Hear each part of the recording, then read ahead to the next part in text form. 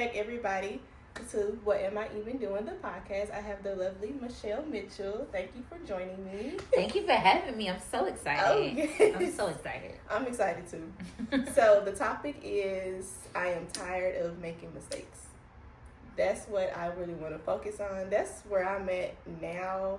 And I feel like a lot of people are saying the same thing. I look at social media all the time, and people kind of complain about like where they are or like the cycles they've been going through. So I just kind of want to get your input on it, especially since you're a little bit older. Not say too much older, but just you have a little bit more wisdom when it comes to certain things. So when you, I probably just made more mistakes. That's all. That's a good way to put it. So when you look at mistakes, like the word mistake, how do you define that in your own words? It was funny when you first told me that the topic was going to be mistakes, because I look at life a little bit differently, like when it comes to mistakes. Like, I'm not really phased per se by mistakes, because my definition of mistakes is just something that you do in order to learn the lesson to get where you need to go. Okay. So it's not necessarily, like, I don't really get too caught up on like, oh, I did this so wrong. Like, everybody gets down on themselves for a little bit, but I don't stay there at all, because it's a part of life. Like, we're human, and we're, it's a part of life. So I'm not too, oh, I hate this, I hate that I did that, Okay. Yeah. That's a good way to put it. So for others who feel as though, like, I guess, what's the difference between it's a lesson per se, or it's a cycle for those who can't differentiate? So cycles are basically when you keep doing it. Like if you keep doing the same thing, you're in the cycle. But for me, I would say that cycles are a part of life too. Like, don't get me wrong, you'll keep going through, God will keep putting you through the same test over and over again until you pass. But for anybody who's taken the test over or done the same thing over and over again, like, hopefully you get better. So I guess cycles are more of like, if you kind of just keep doing the same thing over and over again. The difference is if you really want to stay there. Like, do you want to stay there, or do you want to be out of it? That's true. And that's totally dependent on you. That's true. I can get where you're coming from. I think, like, for instance, for me, I know that I don't want to stay in a particular spot, and we can kind of touch on, let's say, career choices. Okay. So, I've shared this before. I work in news, and I'm not gonna say that my career choice was a mistake, right? But I've been in a place where now I know that's not what I want to do. However, I got this whole promotion thing where I'm a producer now, and I got, promoted up to do newscasts and such. But sometimes I tell myself that I feel like I made a mistake and I didn't really pray about it. And I took that job without really thinking long term. So sometimes I do view it as a mistake. So have you ever, like, been in a situation career wise where you feel like, I should have never done this?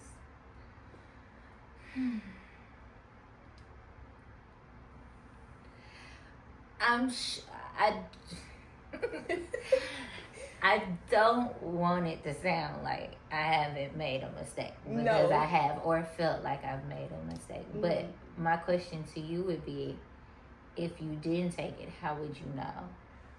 You know what I'm saying? Yeah. And so, like, growing up, I wanted to go into psychology, so I thought, and I actually might still, now that I'm thinking about it. But one of the things was I wanted to do psychology, so then I got an internship in psychology, but it was more of like the research side, and I was just stacked with books reading, and I was like, I don't want to do this. But how would I have known, if I didn't take that step? I've had plenty of internships that I got into when I was working at a bank, and I hate filing papers, and they had me in a room like this, like the size of this room, with nothing but files in it, like filing papers all day. And I was like, this ain't it. Like, it's cool for the internship, And so at the time I might have been like, oh, I made a mistake, or this wasn't the right move. But like looking back on it, it was just a learning experience. You know, it was just me deciding. So like even in your situation, as far as like being a producer and stuff. Now you said something about I should have prayed about it. Yes, you should have. And whatever you and God got going on, I don't know about, so I'm gonna stay out of that. However, if you hadn't have taken the opportunity, you know, then you would have never known. That's true. And then also, as far as mistakes, like you can turn your life around tomorrow. You know what I'm saying? Like at any point in time, you can say, unless you're dead, at any point in time, this can all change. You know what I'm saying? So again, looking at it as a mistake or something, like if you're not learning from it, then it is a mistake. But if you can learn from it and grow from it, then that makes sense. So what do you do in instances where you hear that voice? We've all heard it before. Oh, I should have known better. When you get too deep in a situation. And it doesn't even have to be career wise. It can be relationships. It can be maybe certain boundaries that you didn't really set, or maybe you thought you did and then when you get into that situation, you're like, oh, okay, well maybe not. Let me give them the benefit of the doubt. So like, how do you? I guess I'm asking two questions in one. So okay, first you didn't set those boundaries, and then when things happen and it kind of sets you back, and you think to yourself like, oh, I should have known better, or I should have done better. Right.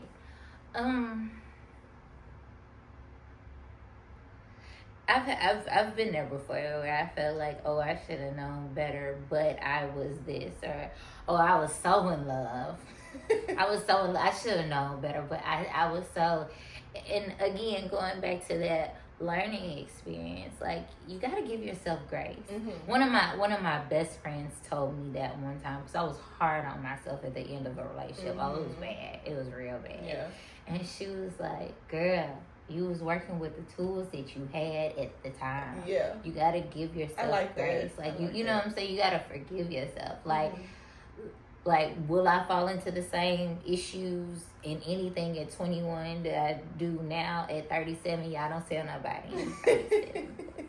I'm 17. You look good. Bless your heart. But no, will I fall into the same traps? Like, hopefully not. But every day, you know, we're living with what we've been given. We're making decisions with what we have. And so, okay, you know, you should have known better, but now you know. Now we know that you know. Now you know that you know. So you can, you know, do better in the future.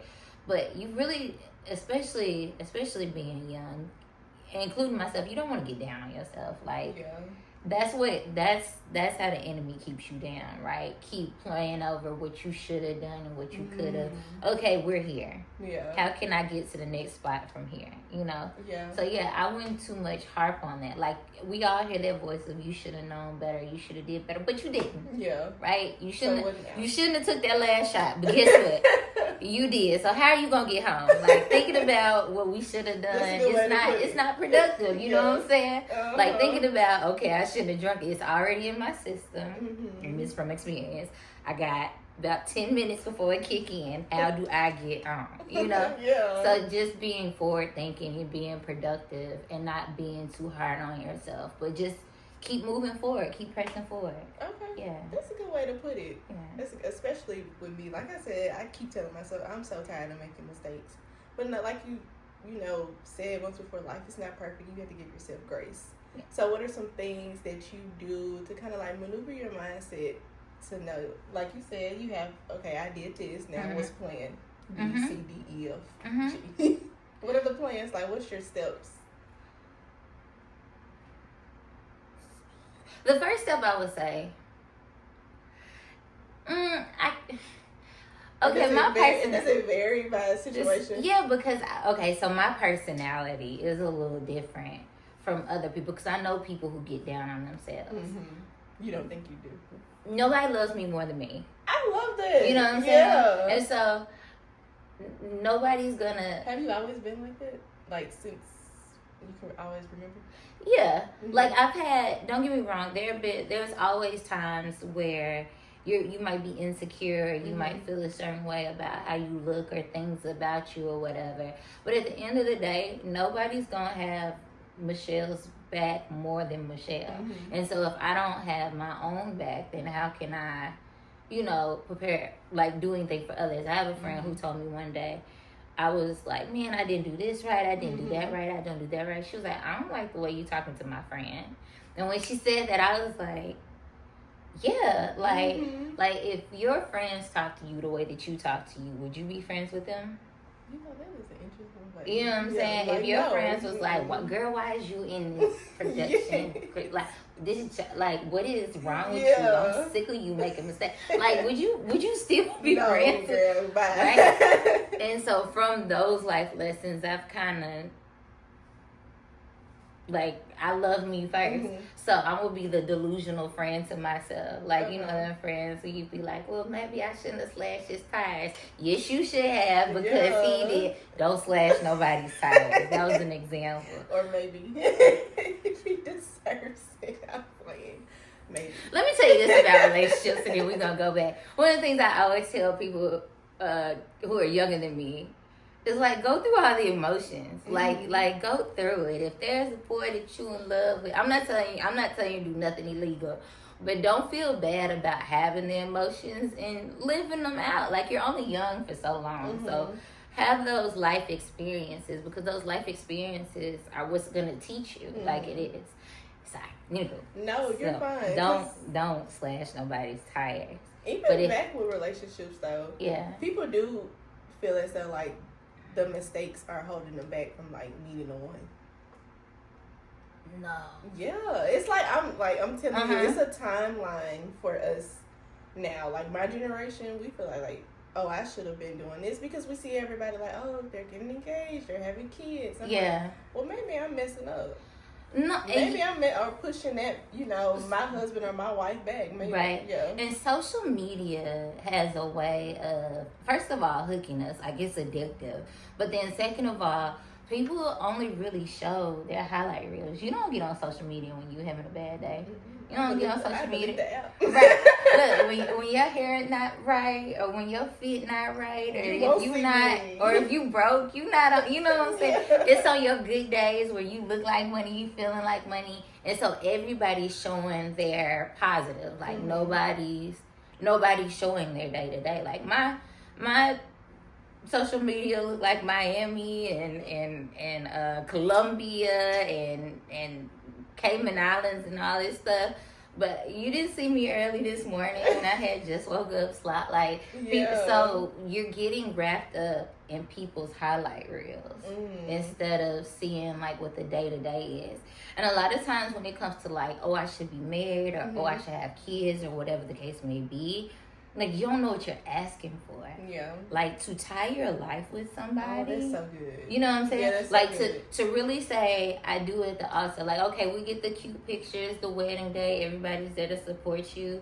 But what about getting into the thick of marriage? And I'm not married, but my parents have been married for 40-some years, and I've seen it, and it does not look exciting. No. Or even biblical, like, if you are a Christian, I mean, the Bible talks about it all the time, like the roles you have. It's like a husband and a wife. It's not easy. Right, it's not. Or, like, having kids. Like you woke up today and made all your decisions for yourself. Nobody came and woke you up at 4:00 in the morning saying they wanted some cereal. Yes. You know what I'm saying? So, like, we see the perfect Christmas pictures of the film, but it ain't. So in that case, live your life for you the way it intended. Like, in my mind, everything works out when it's supposed to work out. As far as relationships, I never put a time limit on it, because I feel like that ain't had nothing to do with me. Yeah. Like, if I'm a child of God and I'm God's daughter, and a man is supposed to come into my life and marry me, like, all I worry about is me. Like, God will send whoever, whenever. So please don't put a time limit on your life, because I remember I used to dance in high school, and I'm very much an artist, so, like, dancing, acting, all that good stuff.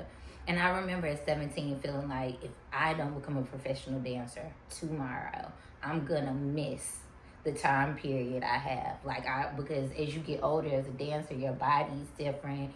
You know, you just won't get the jobs and all that stuff.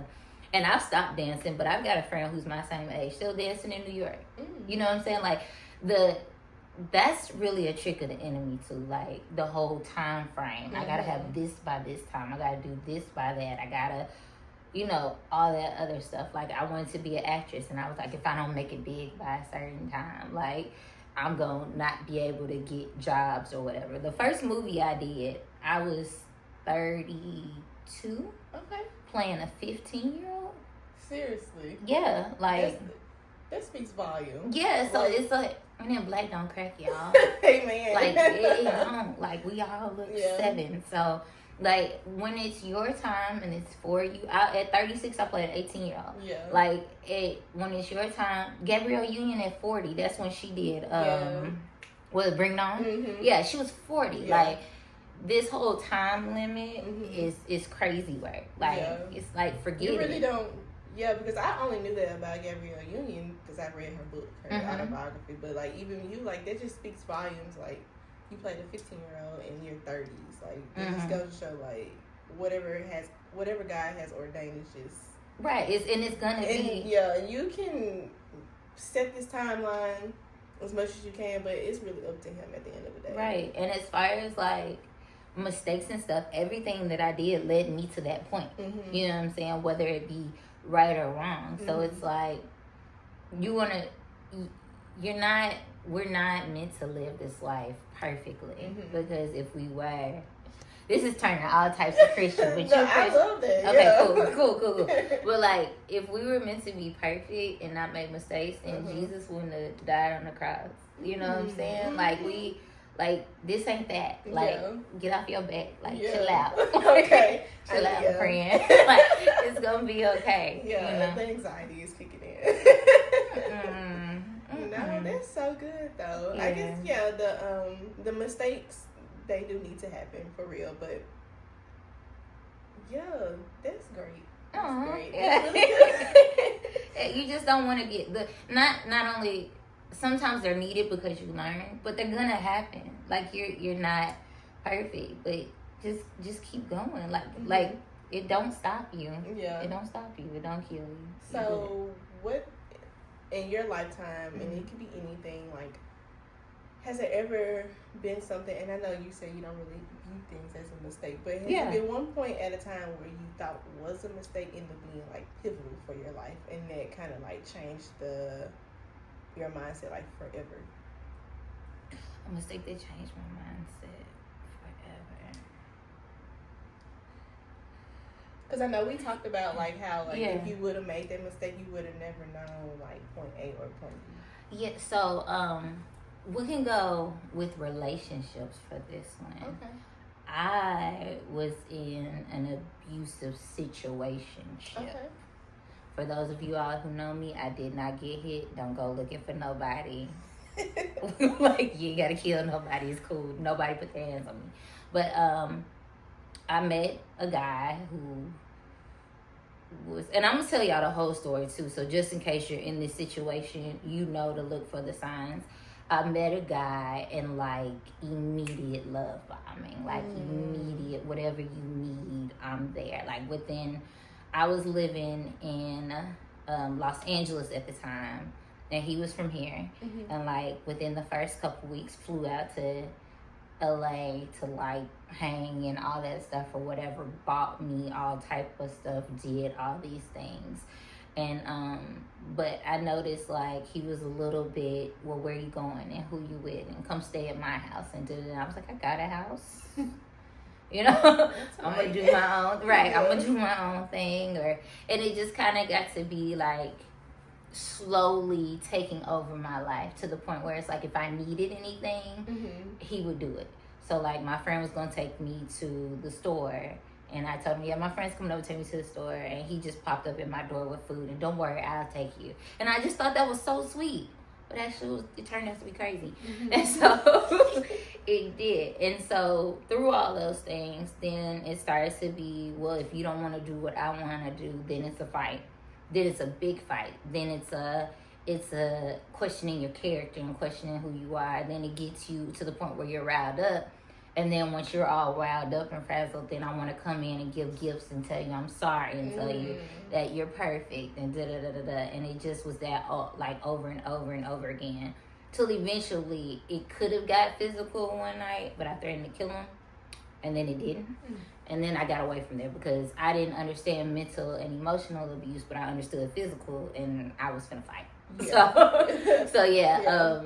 After that, again, not understanding how mental and emotional and abuse works, it took me a very long time to get out of that mind frame. Like it put me somewhere and it made me somebody who I wasn't. Oh wow. And so I had to.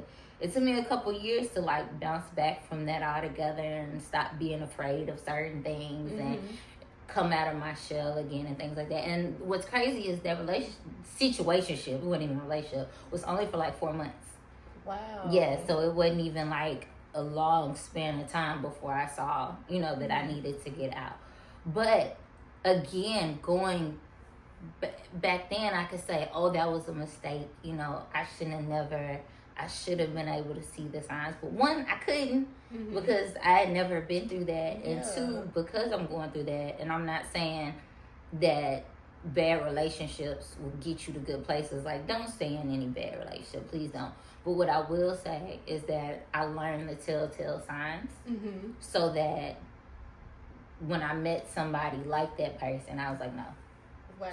Just no. You know what I'm saying? So again, they're not mistakes if they're lessons, and that just happened to be a pretty tough one, but a lesson for me, Yeah, that's interesting. Yeah. And I guess you really can say that like every mistake is actually a lesson. I don't think we can ever say that what I'm getting at is like a mistake is never just a mistake. You have to learn from it. Yeah, no, it continues to be a mistake if you choose not to learn from it.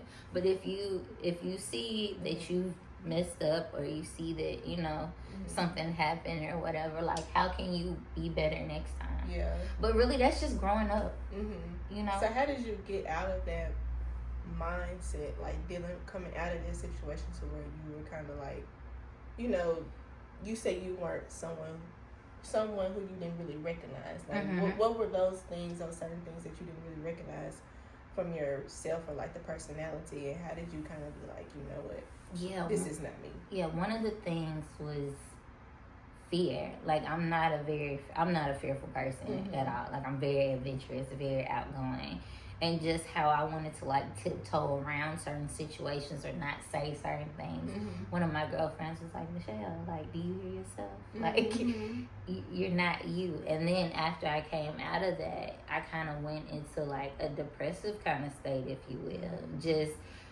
Just the things that were said about me, or the things that were the questions that questioned me made me even question my own character. And so the steps that I took was, first of all, time. Like, I was by myself. Yeah. And I worked on me. Second was therapy. I have an amazing therapist. I love you so much. No, but just talking to somebody, or talking to some people, like not being by yourself, but just like talking to people about what you're going through, so that people can further reassure you of who you are. Yeah, just not getting in another relationship. Don't get in another one. I'm really on that too. It's crazy how in the situation it's definitely not the same, but I'm definitely like taking time right now to myself, because I feel like I don't know myself anymore, and I think it's part of the reason like how I make myself feel when I make mistakes and the ongoing things, and I know that I can't beat myself up because I didn't know. Like you said, I was working with the tools that I had. Right. But I still I think we're the total opposite. I'm hard on myself. I always have been. Never really don't know why the root of that is. And I know why.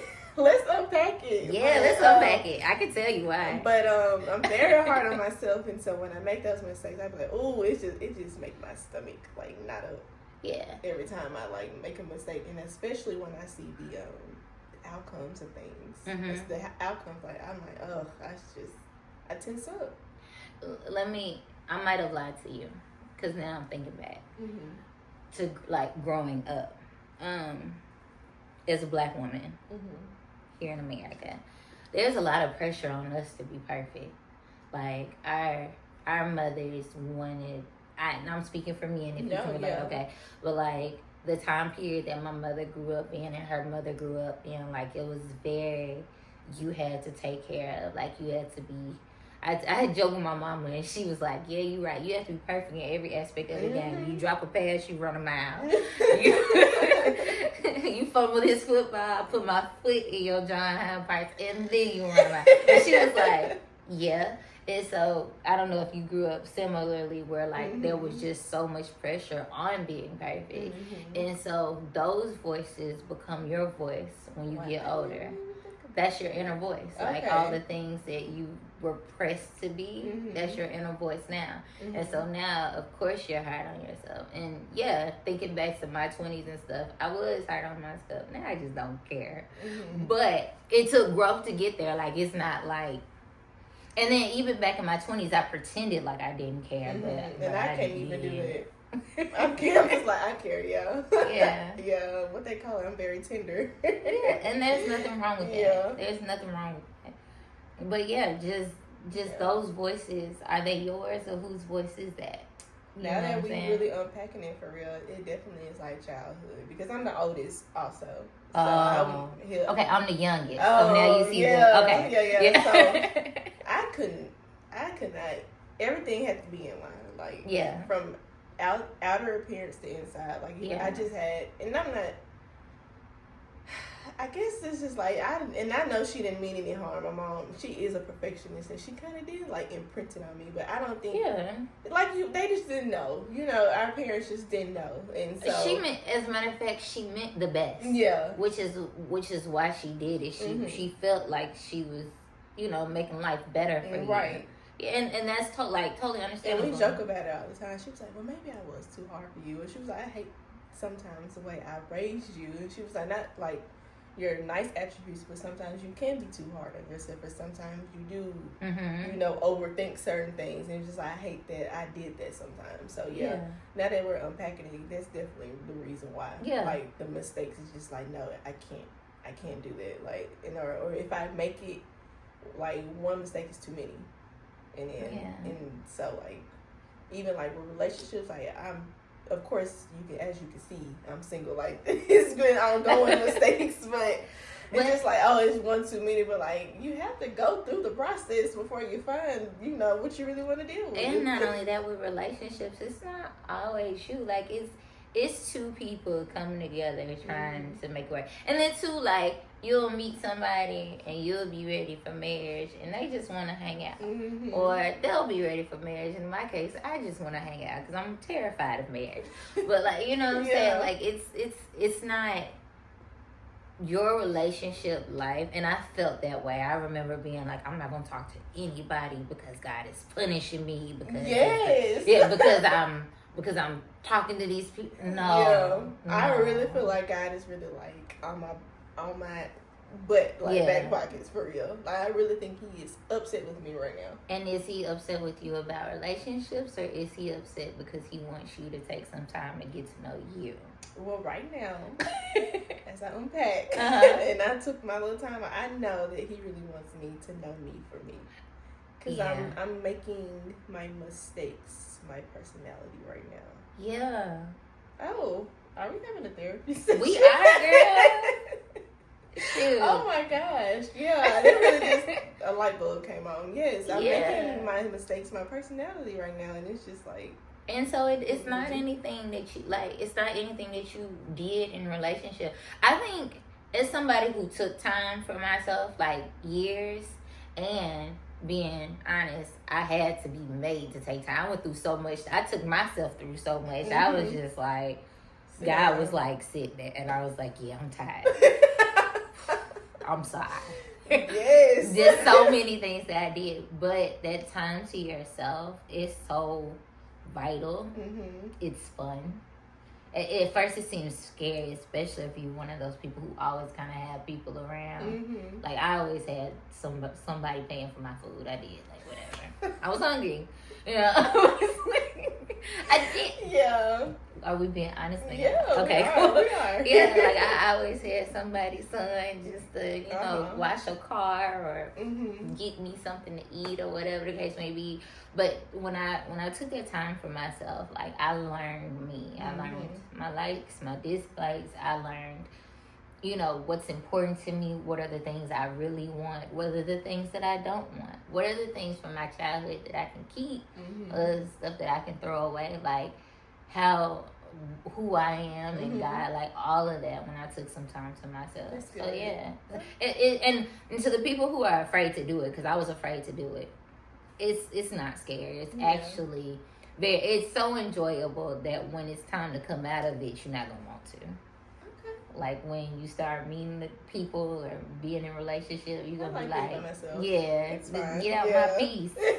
Yeah, my house is nice without that. you. So, yeah. Yes. Yeah. Yeah, so I definitely think that's something I need to go through, and maybe a lot of people really need to hear that on this podcast too. But even besides like the whole relationship thing, I know a lot of people are going through like career wise and maybe even financially. Economy sucks. We are. Don't get me started. The government shut down, the longest one in history. Right, and then it's coming back, but with no health care. Yes. Yeah. So they kind of like. Oh yeah. Anyway, Yeah. my news is about to come out, but anyway, so it's hard, and we are trying to stay afloat as 20-somethings. Yeah. So, what do you have to say with any like financial things when it comes to like just figuring it out? To be honest, us 30-somethings are trying to stay afloat too. Like the economy is not what it used to be. One of my friends that I was talking to, she was like, I was like, man, I'm struggling with this and that. And she was like, girl, we all struggling. Like it's I'm at a point where I'm like, because they know, like, I stay with my mom. I'm like, oh, I thought I was going to be moved out by now, but like, maybe I don't need to. I'm looking at the bills. No. Even like buying houses, like looking at the cost of living and stuff, just like houses that I remember when I first graduated college, because I've always been into real estate. I worked in real estate a little bit here and there, but just the price of houses, like how they jump. Like a starter home you get for like 70,000, 80,000 are now like 250, 260. Like a starter home. Like a 3-bedroom, two bath with a garage. That's not like okay. 269. Specifically, that's the one I wanted. I was like, what? That's 260. not okay. Yeah, like and then apartment rent is just as high. Right. And then the price of life isn't. These jobs not paying more. No. You know? And then they lied to my generation. Now I'm on my high horse. They lied to my generation because they told us all we needed was a degree. We agreed. So. Right. You need experience. You need to be with the company for 20 years. Like, it's a lot. Right. I'm over it. That's why I was like, I complain about my job all the time, but thank God I have a job, honestly, because a lot of people don't even have a job. Right. Or not even working in their career field that they got the degree in. So yeah, I guess you can say, well, try not to make as much financial moves as possible. But I know I like to take a trip. And I've been sitting down though, for real. Yeah, but see, there's nothing wrong with that. You know what I'm saying? Like, financial mistakes per se, like taking a trip or buying a coffee, that's not a mistake. Like, you know what I'm saying? Like, you're supposed to enjoy life, and so if you're being responsible, taking a trip isn't a problem. Taking a trip and spending your rent money for the next 3 months, that's a problem. Okay. You know what I'm saying? Yeah. If you save up, put some money to the side, say you want to go anywhere out the country or whatever, go. Yeah. Please, especially in your 20s. Yeah. Like, you do not get this time back. Like, enjoy. Like, act a fool. Enjoy.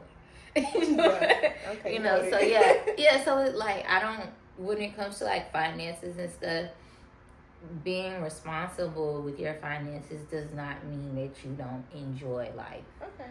And so if you've got your bills paid, your savings is good, and you got an extra $500 and want to take a weekend trip to Atlanta, Okay.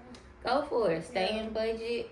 Go have a good time. You deserve it. Like, that's good. Yeah. 'Cause I'm not gonna lie. Sometimes I feel bad for getting my nails done. Sometimes I do. It's just like, cause I'm like, I don't know. It's crazy out here. have you made a budget? Like, Mhm. budgeting for your nails? Mhm. Well, that's your budget for your nails. Like, what are you feeling I back? don't know. Maybe it needs to be in the savings. What you gonna put that $100 toward? Like, what's $100 gonna pay off? That's true. You know what I'm saying? Mhm. And then it's like, if it's sitting in savings, how is that benefiting you too? Like, is it earning interest? Is it in a high interest savings account? Mhm. If it's just sitting in your regular savings, girls, go get your nails done. Like, you know what I'm Whatever. saying? Yeah. But like, you want to be responsible, but also, Don't beat yourself up. yeah, you Yeah. have one life to live, Okay. and like, you need to live it to its Mhm. fullest potential.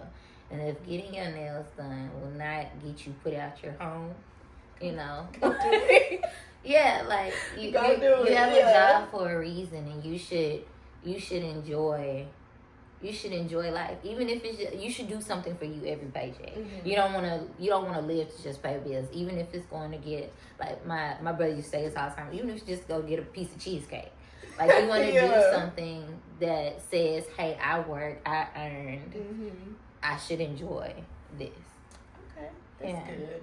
I know, and I think it's really hard to really touch on finances right now. Anyway, I'm just going to be honest because times are different now from like when we were in college, how we thought it was going to be versus when we got out of college. Like, oh, this is real. This is crazy. So, yeah. Yeah, I think the best thing for finances is really the same rules kind of still apply per se. Go at your own pace. Yeah, if you can get a couple streams of income, do that so you won't be, just reliant on one. Like I have, at one point I had 5, but then this president got in office and a lot of grant money went out, so now I don't. But just having multiple ways to get finances, which is this podcast is about to bring you some money. We're claiming it. Yes. You know what I'm saying? Amen. So like yeah, like just setting yourself up for success. Like always taking those extra steps. You got your job. What's another way that you can bring some income in that won't take your time? Those type of things. So yeah, you're on the right track. Thank you. Stop beating yourself up. You're on the right track. I'm gonna try. I might do it after this podcast episode. Is there anything else that you would like to relay before we go?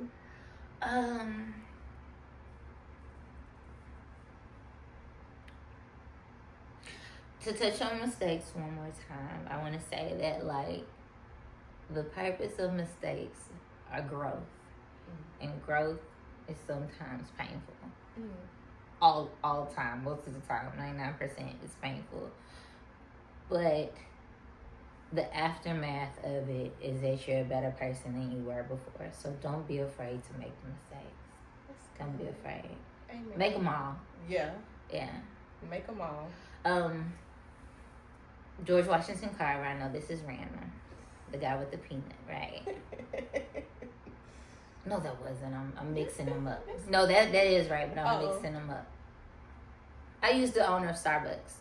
He got 243 no's or 60 something no's from banks before one bank said yes for him to start Starbucks. Right? If he had just stopped at the third one and been like, I made a mistake. This isn't a good idea.